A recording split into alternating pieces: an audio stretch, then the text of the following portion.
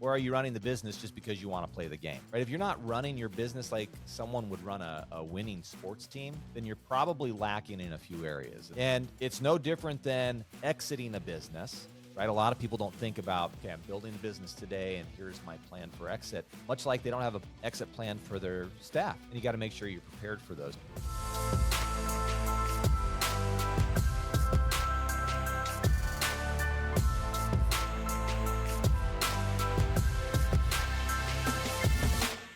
I recently had to let somebody go. Of course, I didn't like doing it, but reality is when you're running a business, a lot of times you have to think, how are you running the business? Are you running the business to win championships, or are you running the business just because you want to play the game? And I compare this to sports a lot, right? If you're operating your business, and the way that you operate it is that you don't have the real starters on the field that are going to really excel in business, excel in the way that you perform, do the things that not only you would do, but sometimes they do them better than you. And they're going to go out and win championships, right? If you're not running your business like someone would run a winning sports team, then you're probably lacking in a few areas. And that's not to say that it's a bad thing. It's just maybe you just haven't had time to go back and reflect on the things that you need to focus on. And it's no different than exiting a business, right? A lot of people don't think about, okay, I'm building a business today and here's my plan for exit. A lot of people don't have an exit plan, much like they don't have an exit plan for their staff, how they take that process on and how they make sure that when those individuals either leave, right, whether they're just leaving to leave and they're working on a new position, or you actually have to let them go. Both of them are exits, and you got to make sure you're prepared for those. So today I'm going to go through a few scenarios, 3 specific action items that I've previously used in the past. I should have used in this scenario, and I didn't when I onboarded this employee. And had I done that, had I followed the formulas that I always follow, then I probably wouldn't have been in this position in the first place to either fire the person and or I probably wouldn't have brought them on. So this is an episode for you today. If you're looking for some clarity on how you bring people on board, and even with when you do bring them on board, the things that you need to do and how you potentially need to let them go. You know, the very first thing that I want to say is if you're hiring trainers, probably the easiest question you can ask yourself is, would I pay fees that I charge to train with that coach? And if you're going, well, I would never train with a coach. Okay, so ask yourself this next question. Would I pay the fees that I charge for my mother or my father to train with that coach? And if the answer is no, it's real simple. You just don't bring them on. But before you even get to that state, one of the things that you need to do, or what I've done in the past, I always recommend putting together a job posting. I'll have some job postings here that you can take. You can swipe, from the podcast here in the show notes. I'll have some links there. I have lots of different job postings for several different positions in the businesses that I've had. And today it's even much easier because I can take that information, throw it into ChatGPT, and come out with a more clear, concise job posting. It does a better job than I would have done in the past to make it very clear and expressive of the type of individual that I'm looking for that position. And I've seen businesses do this in the past where they go out and they put job postings out there to almost sell you on the idea to come aboard and be part of their team. To me, I personally think that's the wrong way to do it. I mean, I know you get a lot of volume out of it, but I think it's the wrong way to do it because you get a lot of people that really just don't have interest. They're just sitting there, gone on any of these job postings. Job postings today almost send you people and you don't even ask for them. They just send you people, or they put information like your job posting in front of these individuals and they just one click apply, or they don't even have to do anything. They just auto applied. Okay. And that doesn't do any good for you because of all the AI tools that exist out there. It almost makes it personal. So my recommendation is be very clear on the type of person that you want. And if they don't have these specific things, okay, these skills or this experience, then do not apply, right? Make it extremely clear. And when it comes to compensation, because you're being very specific, you do have to be, at the upper range of what the average of that industry is compensating.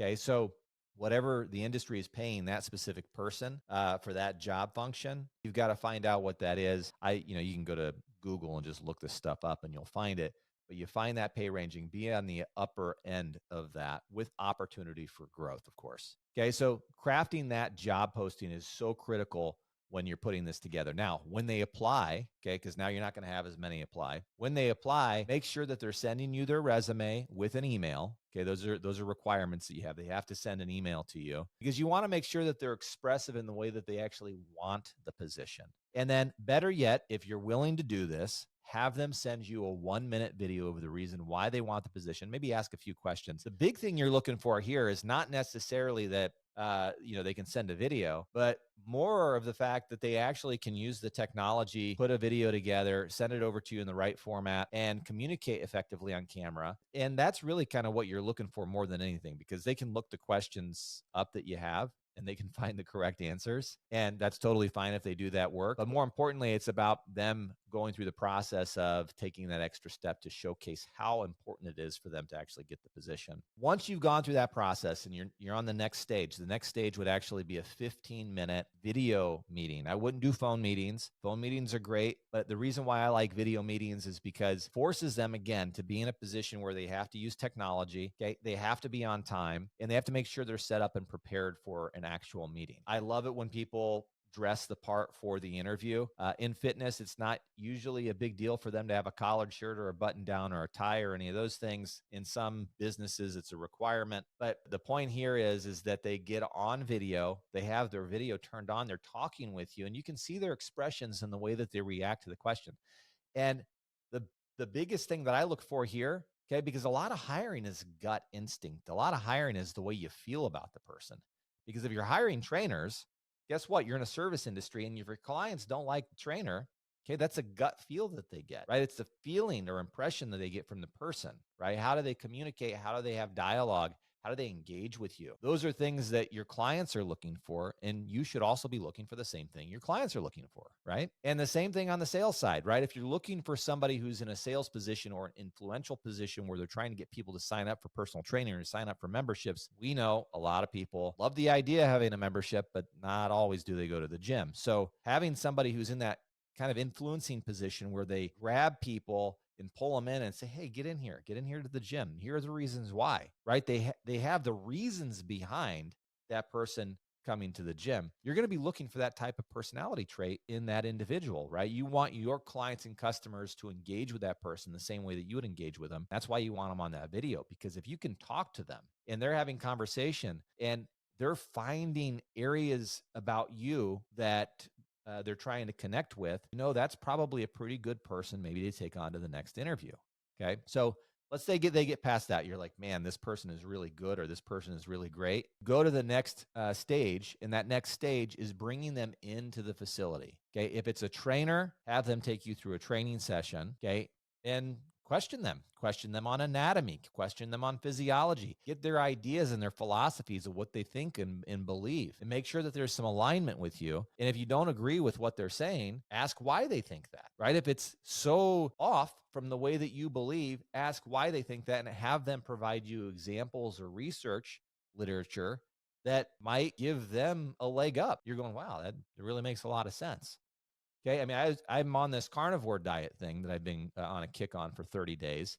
And Sean Baker, I went and watched him speak. Afterwards, we had a little bit of a conversation. He's an MD. I would never think ever in my life to do just carnivore diet, right? It doesn't make sense.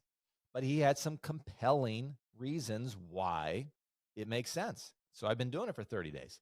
I've got my own opinion on that, and that's a completely separate conversation and probably a separate podcast.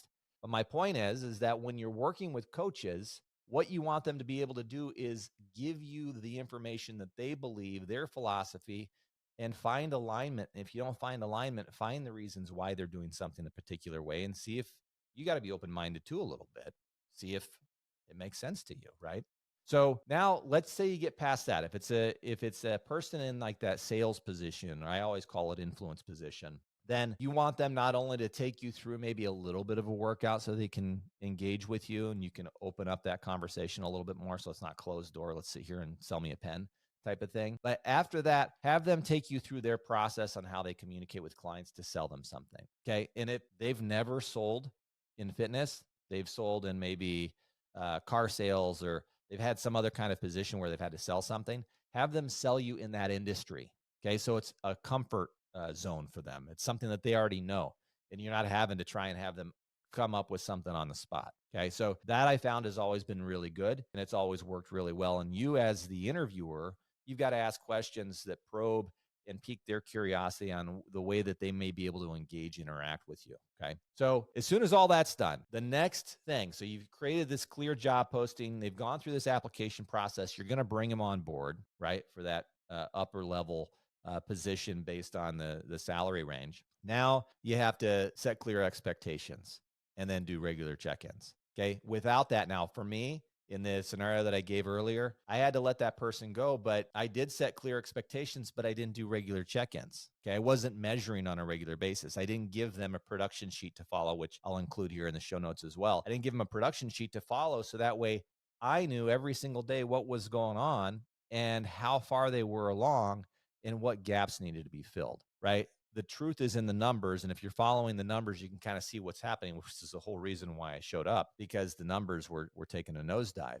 So if that was happening, right, first of all, if I had set clear expectations and had regular check-ins, I probably wouldn't have been in that position, because that person may possibly have followed the process because measurement was happening on a regular basis, right? So communicate those job expectations clearly when you're about ready to hire that person. And what I mean by that is sometimes, again, it's not about selling the person the position. You might be in a need where you're going, man, I really need somebody right now. Okay. You can do a little bit of that, but think about it. If you oversell someone a position and the expectations are unclear, there's a possibility of them leaving and you being in the same position, right? Where you have to redo this whole process again. So set those expectations very clearly, and then kind of give them a differentiation of what they should expect if they do nothing, and what they should expect if they do something, and what they should expect if they're exceeding the expectations. What kind of bonuses are in place, right? Where can they go to? Where's your business going? Give them the vision. If you're not planning on opening any more businesses or any more gyms, let them know that. Be very clear, right? Or if your exit plan in the future is to eventually sell the gyms, and that person is telling you they want to own their own gyms, that can be a very highlight reel of conversation. Hey, look, I've got these 3 locations. At some point, okay, I have nobody in my family that wants to take these over. At some point, I will sell these gyms, and I don't know when that'll be. I know that it's going to be a few years from now, but if this seems like a position you like, and these gyms seem like a gym that you might want to take over or purchase from me, we can figure that out along the way, and that might be an opportunity for you.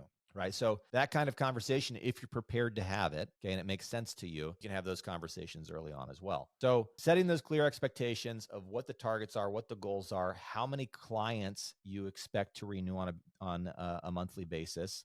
Okay, what the retention rate is for your trainers, right? If the trainers are retaining 70% of the clients, which usually is pretty average, should be typical, or if you're going off of revenue-based performance structure, where trainers are maybe compensated a little bit on the total value or total revenue that's being brought in each month, right? Is that what they're being compensated on? And are you measuring against that? So those are things that you have to take in consideration. Or is it results based? Is it the clients achieve 50% or 70% or 90% of the results that are initially planned during that first consultation visit or that first meeting? So identify what those expectations are. What is important for your business to make sure that you thrive and that you're winning championships? Okay. How can you win a championship? You got to first set that target, right? Once you set that target, then you have to have those expectations laid out, and then regularly check in with your teammates, right? I always say, if the coach isn't showing up to practice, a lot of times the athletes don't show either. So you're the coach, you got to be there. You're running that show. And if you're not showing up, a lot of times the athletes aren't showing up either. It's going to be really hard to win some games. So make sure you're checking in regularly. So the first one we talked about was the job posting, the application process, the expectations, and regular check-ins is the second thing.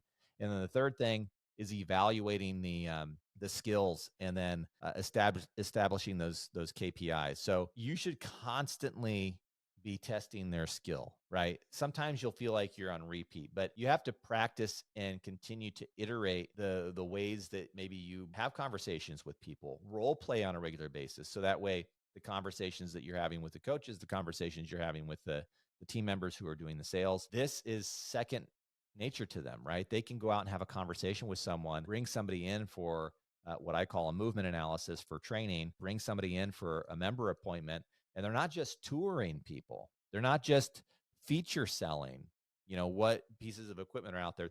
They're finding solutions for the clients because that's the whole reason why they want to join in the first place, right? They want a solution to get rid of the fat underneath their arm or get rid of the fat around their waistline or whatever it is. Or for, in some cases, people are looking to get bigger chests, bigger buys, bigger butts, whatever it is. You have to focus on the things that make sense for solutions. And those are the things that you got to work with your coaches on. So evaluate those practical skills and establish those KPIs that makes a lot of sense for your business and for the team members. So bringing those team members in for in-person sessions to really assess their practical skills and the adaptability of how they adapt during a conversation with a new client. And then also, when you go through this process, I talked a little bit about the exit plan. If you initially establish this framework, right?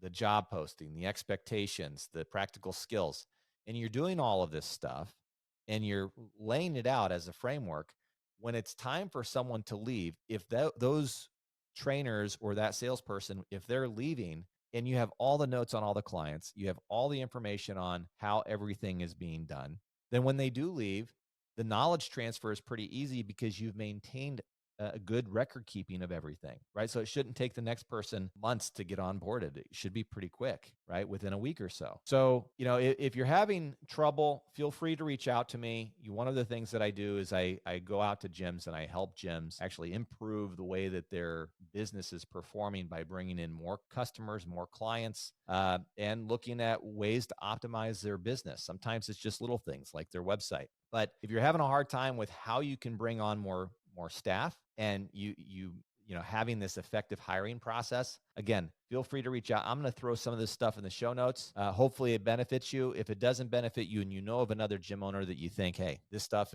might benefit them, go ahead and send it their way. Really appreciate you listening in today and taking the time to see what I had to say. This was on my mind because, hey, just the other day I had to go through this process of letting someone go, and it brought me back to the very beginning of the things that I really needed to do and I should have been doing. And it's simply just following the frameworks. Thanks again for listening. Catch you on the flip side.